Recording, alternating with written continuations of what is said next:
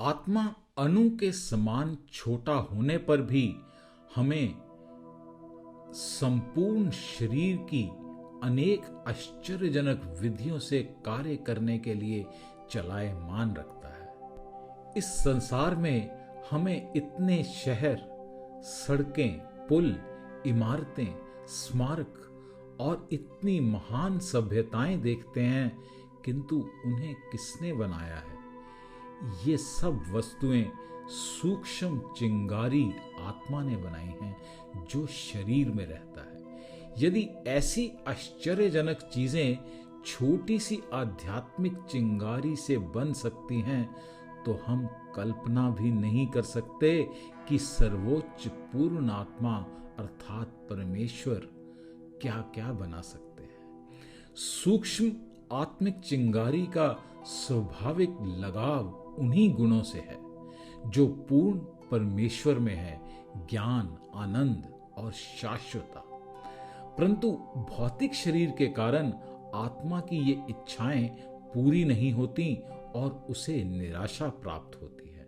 आत्मा की इच्छा को पूरा करने की विधि के बारे में जानकारी भगवद गीता में दी गई है। वर्तमान काल में हम एक अपूर्ण साधन के द्वारा ज्ञान, आनंद और शाश्वतता को प्राप्त करने की चेष्टा कर रहे हैं। वास्तव में इन उद्देश्यों की ओर हमारी प्रगति भौतिक शरीर के कारण रुकावट हो रही है। इसलिए हमें शरीर से परे अपने अस्तित्व साक्षात्कार पर पहुंचना है। सैद्धांतिक ज्ञान कि हम ये शरीर नहीं हैं कुछ काम नहीं आएगा। हमें अपने आप को शरीर से अलग उसके स्वामी के रूप में रखना होगा, सेवक के रूप में नहीं।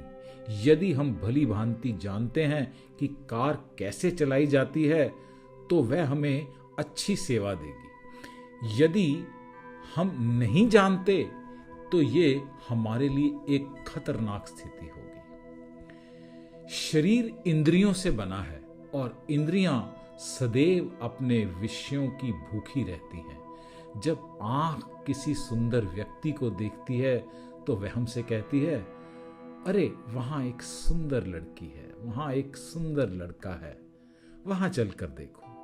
कान हमसे कहते हैं, अरे वहां बहुत अच्छा संगीत हो रहा है, उसे सुनने चलो। जीभ कहती है, अरे वहां स्वादिष्ट भोजन का अच्छा भोजनालय है, वहां चलो। इस प्रकार इंद्रियां हमें एक स्थान से दूसरे स्थान की ओर घसीट रही हैं और इसके कारण हम परेशान हैं। जिस प्रकार पानी में तैरती नाव को प्रचंड वायु दूर बहा के ले जाती है, उसी प्रकार इंद्रियों में से कोई एक जिस पर मन केंद्रित रहता है, मनुष्य की बुद्धि को बहा के ले जाती है। हम अपनी इंद्रियों को कैसे नियंत्रित करें, ये सीखना अनिवार्य है।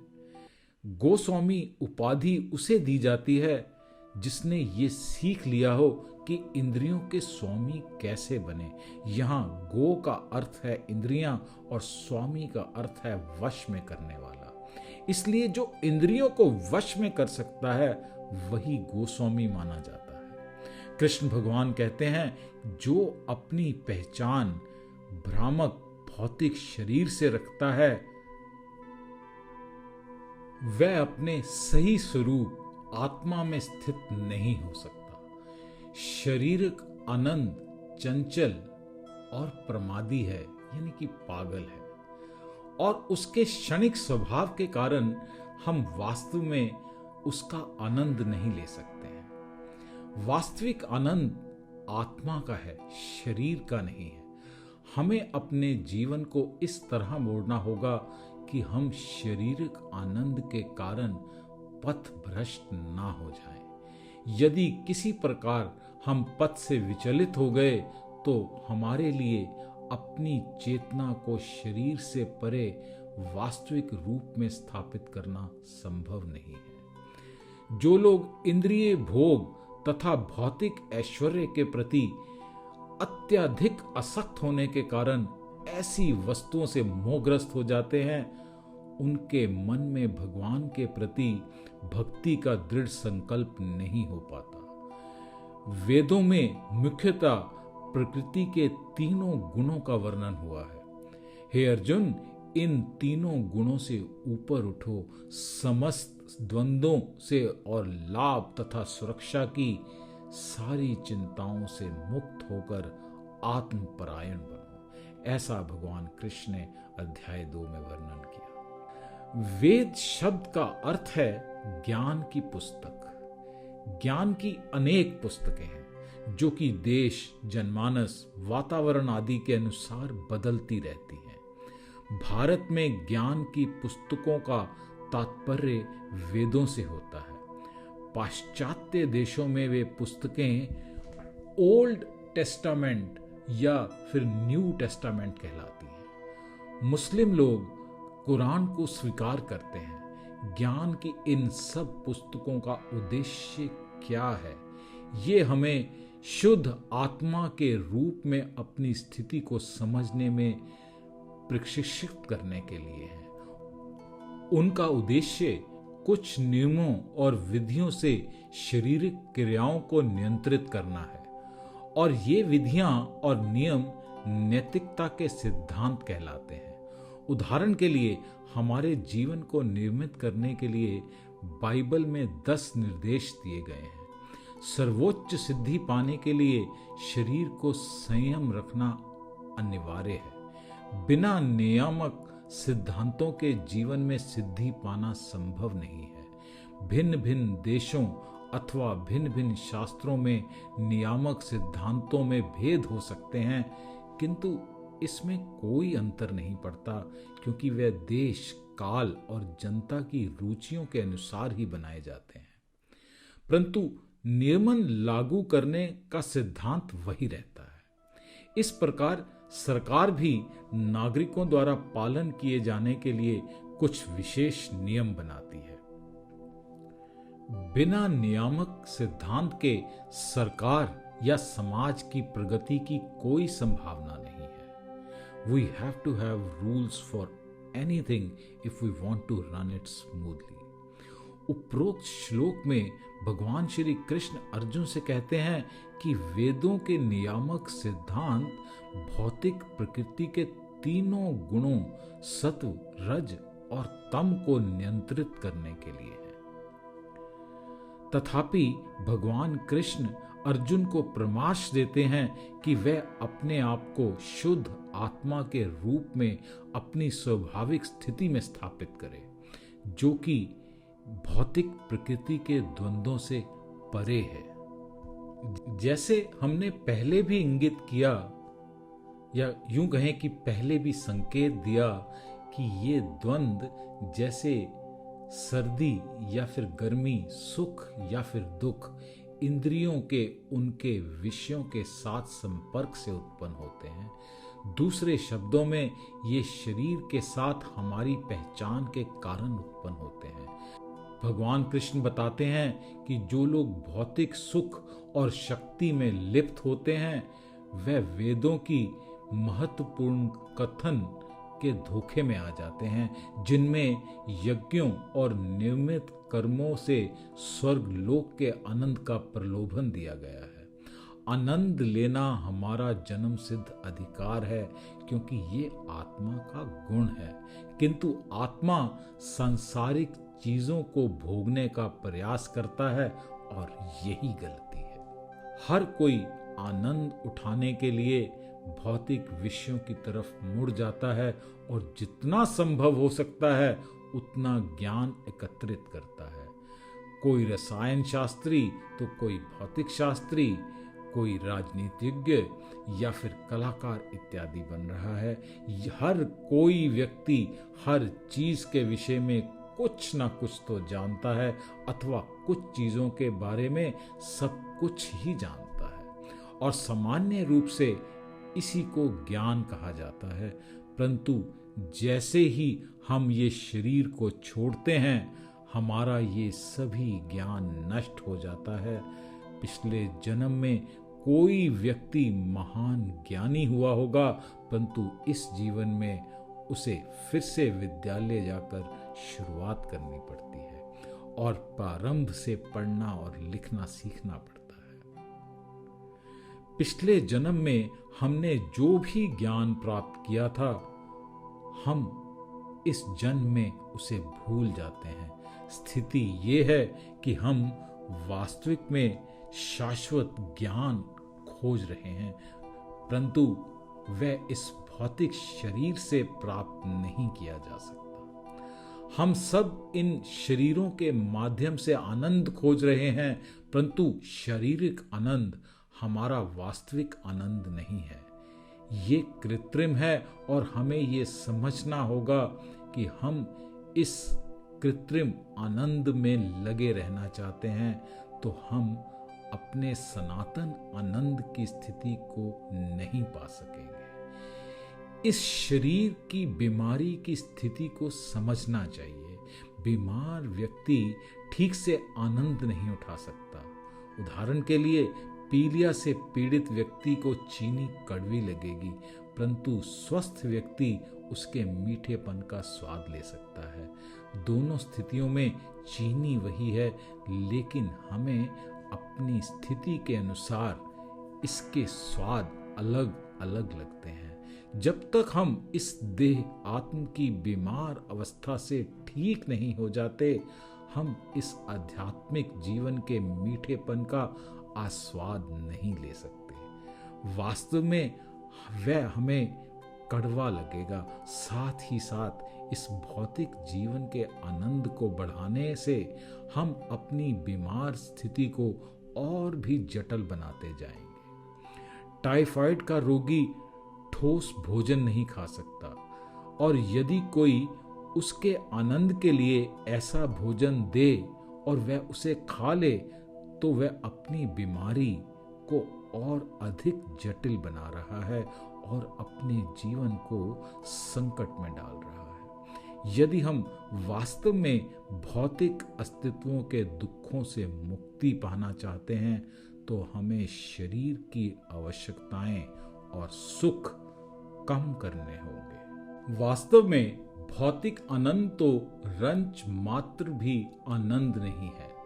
वास्तविक आनंद कभी समाप्त नहीं होता है। महाभारत के एक श्लोक में कहा गया है कि योगी जन जो आत्मज्ञान के स्तर तक प्रगति करने की चेष्टा कर रहे हैं, वास्तव में वे आनंद ले रहे हैं, किंतु उनका वो आनंद अनंत है, कभी ना अंत होने वाला, यानी कि that is a permanent bliss. ऐसा इसलिए है कि उनका आनंद परम भोक्ता राम कृष्ण से संबंध में है। भगवान श्री कृष्ण वास्तविक भोक्ता हैं और भगवत गीता इसकी पुष्टि करती है। भगवत गीता के अध्याय 5 में भगवान ने कहा, मुझे समस्त यज्ञों तथा तपस्याओं का परम भोक्ता, समस्त लोकों तथा देवताओं का परमेश्वर एवं समस्त जीवों का उपकारी एवं हितैषी जानकर संत महात्मा भौतिक दुखों की पीड़ा से शांति प्राप्त करते हैं। भोग का अर्थ है आनंद, और हमारा आनंद अपनी वास्तविक स्थिति को भोग्य के रूप में समझने से आता है। वास्तविक भोक्ता परम भगवान हैं और हम उनके द्वारा भोगे जाते हैं। इस संबंध का एक उदाहरण भौतिक संसार में पति और पत्नी के बीच में पाया जा सकता है। पति भोक्ता है अर्थात पुरुष, और अपनी पत्नी भोग्या अर्थात प्रकृति है। प्री शब्द का अर्थ है स्त्री, पुरुष या आत्मा भोक्ता है और प्रकृति भोग का विषय है, किंतु आनंद पति और पत्नी दोनों लेते हैं। जब वास्तव में आनंद होता है, तब ऐसी कोई भिन्नता नहीं रहती कि पति आनंद ले रहा है या पत्नी कम आनंद ले रही है। यद्यपि पुरुष भोगने वाला है और स्त्री भोग्या है, परंतु जब आनंद आता है तब कोई भिन्नता नहीं रहती। व्यापक दृष्टि से देखने से कोई भी जीव भोक्ता नहीं है। भगवान अनेक अंशों में विस्तारित हुए और हम उन्हीं में से एक अंश हैं। भगवान एक और आदित्य हैं, परंतु उन्होंने आनंद की अनुभूति के लिए अनेक रूपों में विस्तारित होने की इच्छा की। हमें अनुभव है कि एक कमरे में अकेले बैठकर अपने आप से बातें करने में बहुत कम या कुछ भी आनंद नहीं मिलता, लेकिन यदि उसी कमरे में 5 व्यक्ति उपस्थित हों तो हमारा आनंद बढ़ जाता है। और यदि हम अनेक व्यक्तियों के समक्ष भगवान कृष्ण की चर्चा कर सकें तो हमारा आनंद और भी बढ़ जाता है। आनंद का अर्थ है विविधता। भगवान अपने आनंद के लिए अनेक में विस्तारित हुए और इस प्रकार हमारी स्थिति उन्हें आनंद देने वाली है। यही हमारा वैधानिक स्वरूप है और यही हमारे सृजन होने का उद्देश्य है। आनंद का भोक्ता और भोग्य दोनों ही चेतना युक्त हैं, परंतु भोग्य की चेतना भोक्ता की चेतना के अधीनस्थ है। यद्यपि कृष्ण भोक्ता हैं और हम भोग्य हैं, तथापि इस आनंद में प्रत्येक व्यक्ति बराबरी से सहभागी बन सकता है। हमारा आनंद तब पूर्ण बन सकता है जब हम भगवान के आनंद में सहयोग दें। हमारे लिए शारीरिक स्तर पर अलग से आनंद लेने की कोई संभावना नहीं है। संपूर्ण भगवद गीता में स्थूल शारीरिक स्तर पर भौतिक आनंद के भोग को निरुत्साहित किया गया है। सहना करना सीखे, ऐसा भगवान ने भगवद गीता के अध्याय 2 में वर्णन किया। इस प्रकृति के 3 गुणों की प्रतिक्रिया से ये स्थूल शरीर उत्पन्न हुआ है और इसका विनाश निश्चित है। अविनाशी, अप्रेममय तथा शाश्वत जीव का केवल भौतिक शरीर ही नष्ट होता है। अतः हे भरतवंशी, युद्ध करो। इसलिए भगवान कृष्ण हमें देह आत्म बुद्धि से ऊपर उठाकर अपना वास्तविक आध्यात्मिक जीवन प्राप्त करने के लिए प्रोत्साहित करते हैं। जब देहधारी जीव भौतिक शरीर से संबंध इन तीनों गुणों सत्व, रजो तथा तमोगुण को लांघने में समर्थ हो जाता है, तब वह जन्म, मृत्यु, बुढ़ापा तथा उनसे होने वाले कष्टों से मुक्त हो सकता है और इसी जीवन में अमृत भोग सकता है। ऐसा भगवद गीता के अध्याय 14 में वर्णन किया। हमें अपने आप को तीनों गुणों से ऊपर शुद्ध ब्रह्मभूत आध्यात्मिक स्तर में स्थित करने के लिए श्री कृष्ण भावनामृत की विधि को स्वीकार करना चाहिए। श्री चैतन्य महाप्रभु का उपहार ये मंत्र हरे कृष्ण कृष्ण कृष्ण हरे हरे, हरे राम राम राम हरे हरे का कीर्तन की इस विधि को सुगम बना देता है। ये विधि भक्ति योग या मंत्र योग कहलाती है और सर्वश्रेष्ठ योगी इसी विधि का उपयोग करते हैं। आध्यात्मवादी किस प्रकार जन्म मृत्यु से परे, भौतिक शरीर से परे अपनी पहचान का अनुभव करते हैं और अपने आप को इस भौतिक ब्रह्मांड से आध्यात्मिक लोकों में स्थानांतरित करते हैं। ये अगले प्रकरणों का विषय है और इनके बारे में आने वाले वीडियोस में और चर्चा करेंगे। हम ये शरीर नहीं हैं। दोस्तों, ये पूरी रचना कृष्ण मूर्ति श्रीमद एसी भक्ति वेदांत स्वामी प्रभुपाद, जो कि इस्कॉन के संस्थापक आचार्य हैं, उनकी पुस्तक जन्म और मृत्यु से परे से ली है। यदि कोई बोलने में मेरी कोई त्रुटि आपके सामने आए तो उसके लिए मैं क्षमा प्रार्थी हूँ। धन्यवाद।